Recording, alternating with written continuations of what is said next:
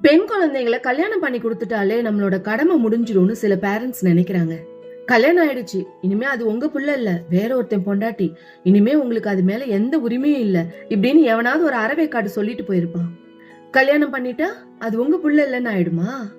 கல்யாணம் ஆனாலும் நீ எங்க புள்ளடா, உனக்கு நல்லது கெட்டது எதுவா இருந்தாலும் நாங்க இருக்கோம், உன் மனசுக்கு எது சரின்னு படுதோ அதை செய்யின்னு பெண் குழந்தைங்க கிட்ட சொல்லி அனுப்புங்க.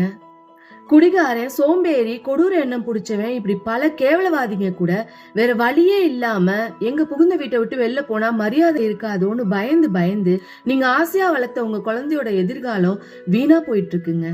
நம்ம என்ன முடிவெடுத்தாலும் நம்ம அப்பா அம்மா கூட பிறந்தவங்க நம்ம கூட துணையா இருப்பாங்கங்கிற தைரியம் மட்டும் இருந்தா போதுங்க. காசு பணம் கூட நீங்க கொடுக்க வேணாம், அவங்க சந்தோஷமா இருப்பாங்கங்க. எனக்கு தெரிஞ்ச பொண்ணு ஒருத்தி கணவரை விட்டு பிரிஞ்சு ஒரு ஆண் குழந்தையோட அம்மா வீட்டுல இருக்கா.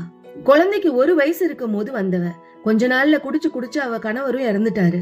தன்னோட அம்மா வீட்டுல தங்கிட்டு கிடைக்கிற சின்ன சின்ன வேலைகளை செஞ்சிட்டு இருக்கா. ஒரு முறை ரொம்ப டல்லா இருந்தா, என்னன்னு விசாரிச்சப்போ தம்பி கூட சண்டைன்னு சொன்னா. கடைசியா ஒண்ணு சொன்னாங்க, என்னக்கா பண்றது, எவ்வளவு சண்டை போட்டாலும் திட்டு வாங்கினாலும் கடைசியில அவங்க சோத்து பானையில தானே கைய வைக்க வேண்டி இருக்குன்னு. எவ்வளவு வலி நிறைந்த வார்த்தைகள்.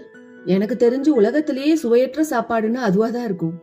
நம்ம வீட்டுல பிறந்த குழந்தைங்க கல்யாணம் ஆனதும் தெரிஞ்சோ தெரியாமலோ வேற வீடுங்கிற உணர்வை கொடுத்துடுறோம்.